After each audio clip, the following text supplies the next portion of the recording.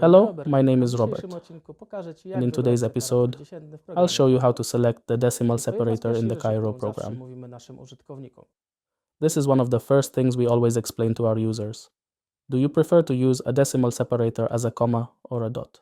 In Cairo, the default setting is a dot. However, if you're using the numeric keypad on the right side of your keyboard, and it's more convenient for you to use a comma, I'll now show you where to change it. Click on your initials in the top right corner and you'll be taken to your account settings.